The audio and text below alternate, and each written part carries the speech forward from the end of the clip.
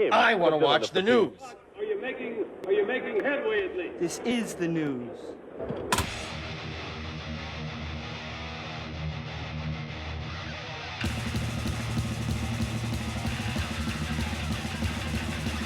Smack 'em a gum. It's time for the only news that matters.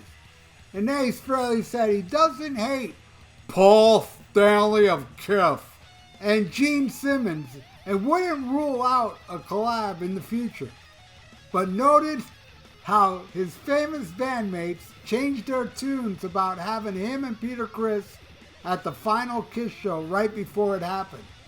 The relationship between the original Kiss members has been infamously divided, with Paul Stanley of Kiss and Gene Simmons on one side of the divide and Ace Frehley and Peter Criss on the other.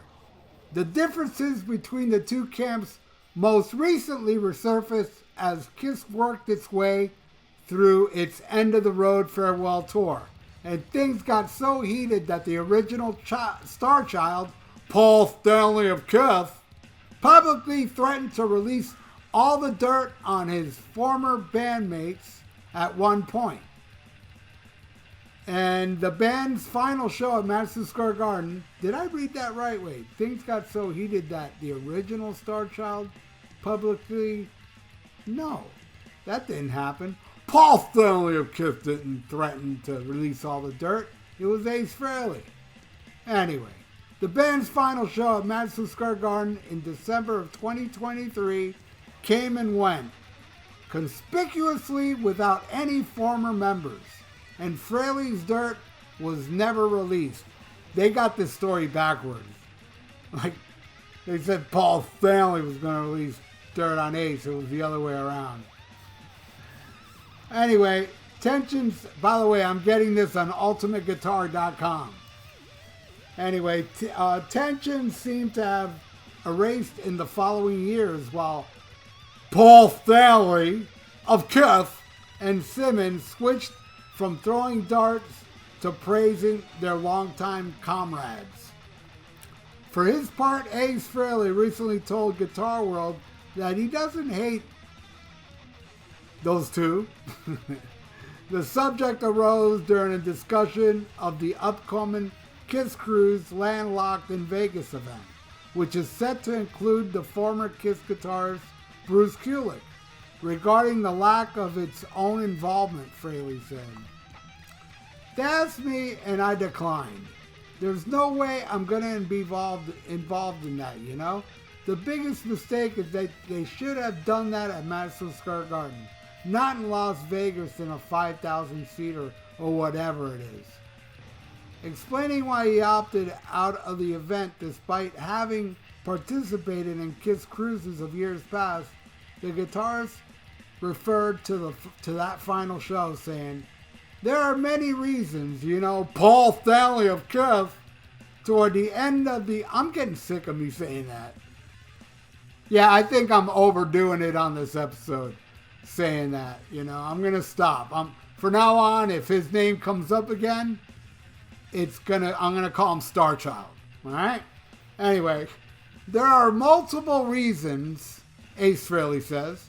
He says, you know, Star Child of Kiss, toward the end of the road world tour, about 9 months before Kiss was going to play Madison Square Garden for his final show, both Star Child of Kiss and Gene Simmons were saying, we're going to bring everyone out on stage. I don't remember them ever saying that. And he said, and then a few months before the concert, they both changed their tune and said, Ace and Peter Criss aren't going to do it. In fact, Star Child of Kiss went on to say, if Ace and Peter got on stage with us, the band could be called Piss. So I kind of got into an argument with him. Even so, Ace Frehley remains open to the idea of collaborating with his former bandmates under different circumstances. He says, I'm the kind of guy that never says never. I don't hate Star Child of Kiss or Gene, you know? We're rock and roll brothers, and Peter too, so anything can happen. Okay, so there you go. Ace Frehley doesn't want to do this Vegas thing. You know, I forgot about that. Honestly, I was like, oh yeah, that shit's coming up.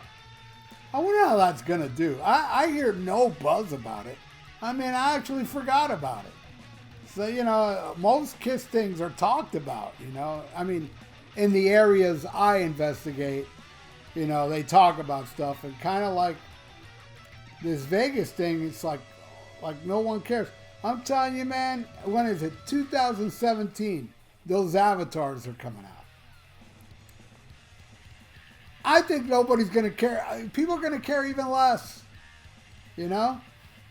I don't know. I don't get it. I've heard certain, I think it was like some podcast talking about, oh, it's kind of like a KISS cruise, but in Vegas. And a lot of people that went on the KISS cruises, they're like, no, thank you.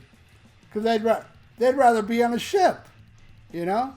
So I don't know. Well, I don't know. It may be sold out for all I know, or may not be. But you know, they offered Ace to play it, and you know they didn't offer him enough because Ace Frehley would go play a 5,000 seater, no problem. Because he's doing that now and less.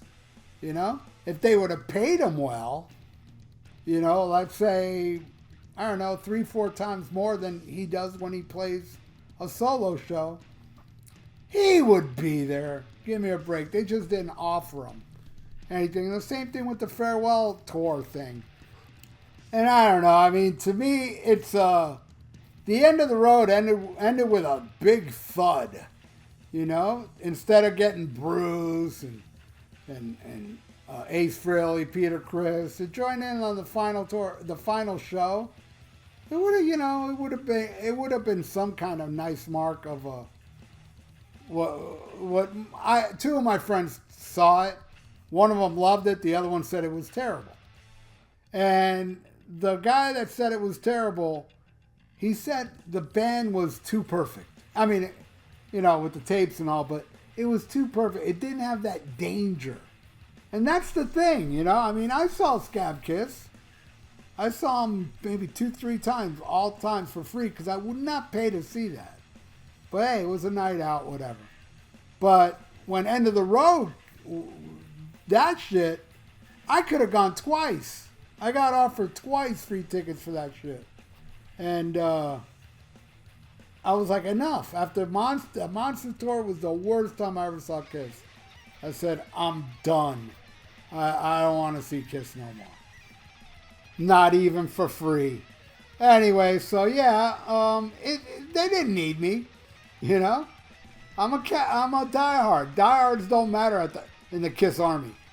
I mean, extreme diehards do, you know, but, you know, diehards like me. That, to me, man, I mean, yeah, I like a lot of KISS albums after the 70s, but man, the best KISS albums are from the 70s.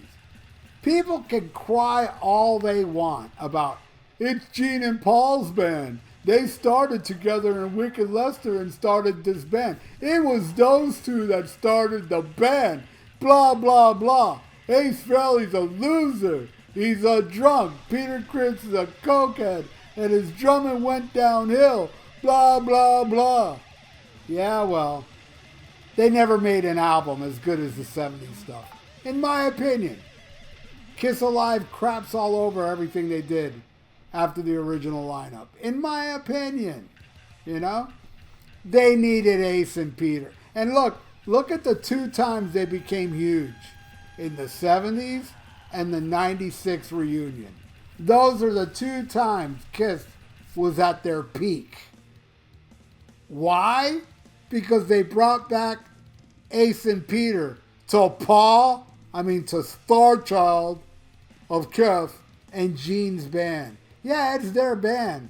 But without Ace and Peter, it's a downgrade to my ears. But anyway, what does your ears say? Leave it in the comments below. I'm sure we'll have some, hey man, Creatures, look it up. Revenge is my favorite. Yeah, that's you, dude. To me, it's all about 70s Kiss. And they ruled all, man. They were a phenomenon. They never became a phenomenon after the original four. Period. That's what I think. That's what I know. What do you know? Leave it in the comments below. And thank you for watching the only news that matters. Please subscribe to the channel if you haven't. Ring that little notification bell and like the video. It's good for the YouTube algorithms. So stay frosty. Listen to Kiss Alive and Smack 'em a gob. Farewell and adieu to you fair Spanish ladies. Farewell and adieu, you ladies of Spain. For we've received orders for to sail back to Boston. And so never more shall we see you again.